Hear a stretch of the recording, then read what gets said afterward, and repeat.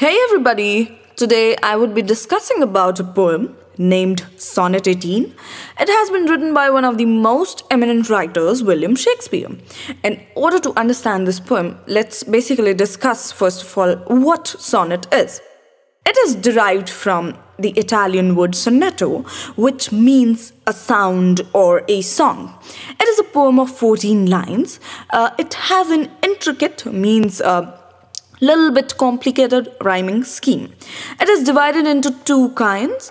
The first type of sonnet is named as the Italian or Petrarchan sonnet, whereas the other one is named as the English or Shakespearean sonnet. Talking in detail about the Italian or Petrarchan sonnet. Well, it has been named after an Italian poet, Petrarch. The poem of 14 lines is further divided into two parts. The first part consists of the first 8 lines of the poem, and it is named as an octave. It means that the first 8 lines of the poem is known as an octave. Whereas the second part consists of the rest of the 6 lines of the poem, which is a sestet. So the rhyming scheme of the octave is ABBA, ABBA. And the rhyming scheme of the sestet is CDE, CDE or CD, CD, CD. Mostly, the octave proposes an idea, whereas sestet further elucidates that idea. The theme of this poem basically deals with the love and praise of the beauty. Talking in detail about the English or Shakespearean sonnet, it has been introduced by Thomas Watt and the Earl of Surrey in English poetry. Basically, this kind of sonnet is an experimentation with the Petrarchan sonnet. It has been named after William Shakespeare. This poem is divided into 3 quatrains and 1 couplet. One quatrain consists of 4 lines, whereas the concluding couplet, which consists of 2 lines, is basically named as Volta, or the turn of idea. Now, why it is called Volta or the turn of idea? Because mostly the idea which is proposed in the quatrains refused the idea of couplet. Rhyming scheme of this poem is A B A B, C D C D, E F E F, G G. This kind of sonnet is written in iambic pentameter. Now let's briefly discuss in a tabular format like what we have discussed till now. So basically sonnet is made up of 14 lines. It is divided into 2 kinds. The first is Italian or Petrarchan. The other one is English or Shakespearean. The Italian or Petrarchan is further divided into 2 parts. The first one is octave and the second part is a sestet, which means 8 or 6 lines, and there's the rhyming scheme of the poem. Whereas if I talk in detail about the English or the Shakespearean sonnet, then it consists of 3 quatrains, means 12 lines, and 1 couplet, means 2 lines. And then there is the rhyming scheme of the poem. Now, let's discuss a little bit about William Shakespeare, 1564 to 1616. William Shakespeare is an eminent playwright and poet. He was born in Elizabethan age. His first published work was Venus and Adonis, which was published in 1593. He has written more than 30 plays, including tragedies, comedies, histories, and pastoral romances. His famous sonnets were published in the year 1609, and the sonnets were written in iambic pentameter. Each line has 10 syllables, unstressed, followed by stressed. Text of the poem, Sonnet 18. Shall I compare thee to a summer's day? Thou art more lovely and more temperate. Rough winds do shake the darling buds of May, and summer's lease hath all too short a date. Sometimes too hot the eye of heaven shines, and often is his gold complexion dimmed, and every fair from fair sometimes declines by chance, or nature's changing course untrimmed. But thy eternal summer shall never fade. nor lose possession of that fair thou owest. Nor shall death brag thou wanderest in his shade, when in eternal lines to time thou growest. So long as men can breathe or eyes can see, so long lives this, and this gives life to thee. Let's discuss in detail the first quatrain, which means the first four lines of the poem. Shall I compare thee to a summer's day?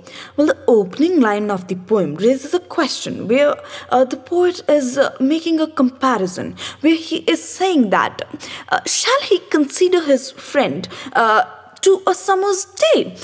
Where he's saying that thou art more lovely and more temperate. Now, what is this thou and thee? These are basically the archaic words which William Shakespeare used to follow in his poems. Thou, thee, it means you. Here the writer is saying that his friend, you are, it means his friend is very lovely and very moderate and not very cold and not very hot. As you know that the season of summer, it's very hot and it makes everybody a little bit of irritable. Here the writer is saying that you, his friend, is very lovely and he's very temperate.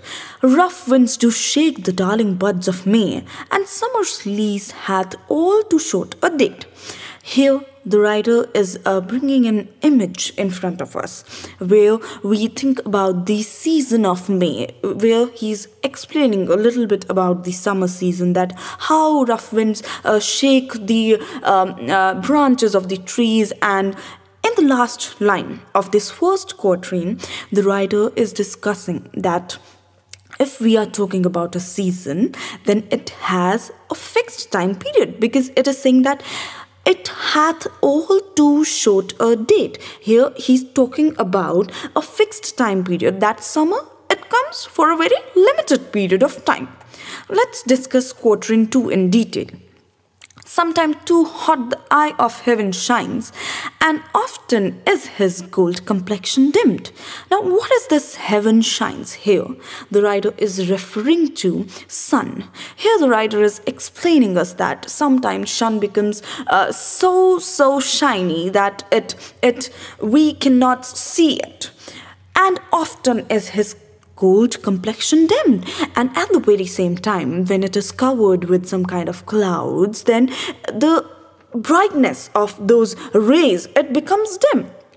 In the next line, the writer is explaining that every fair from fair sometimes decline. It means that nothing is going to remain fair forever. Here he is basically talking about beauty, that if I'm beautiful today, maybe after 10 years, I'll not remain as beautiful I am today. Similarly, if anything is beautiful today, then its value will be lost someday. By chance means by destiny, or nature's changing course untrimmed, means with the passage of time. With the passage of time, everything will fade its beauty. This is what the writer is discussing in this quatrain. Let's discuss the quatrain 3 in detail. But thy eternal summer shall not fade, nor lose possession of that fair thou owest.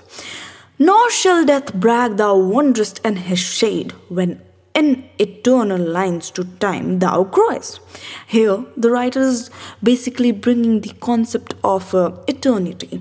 Eternal means which can never end. It is everlasting.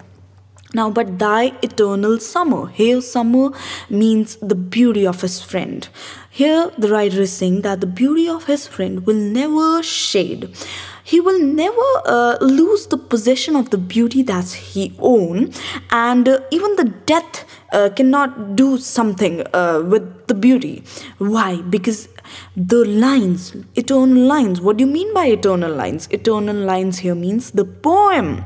The lines of this poem are making the permanence. It means that his friend is never going to lose the beauty, the concept of beauty which is being discussed in the poem. In the couplet, so long as men can breathe or eyes can see, so long lives this, and this gives life to to thee. Here, the writer is explaining that as long as men can breathe, or somebody's eyes can watch, or somebody lives, or till the existence of the life. Here, the writer is saying that till somebody lives, this poem, the eternal lines, will give life to thee. Thee means again his friend, to whom he is referring this poem. So here, writer brings the concept of permanence and eternity. In the whole poem, the writer has discussed about beauty, that how the beauty of his friend will become permanent with these beautiful lines of the poem. So, what are the basic important questions that you need to prepare? So, you can prepare a short note on what sonnet is and the types of sonnet. Of course, the thematic concerns which are discussed in the poem, and elucidate the idea of eternal beauty discussed, and of course, the poetic devices that the writer has used in this poem, because again and again we can see the writer has made the comparisons, and he has used the archaic words, and you can write all them and create a long answer by critically appreciating the poem. Thank you so much.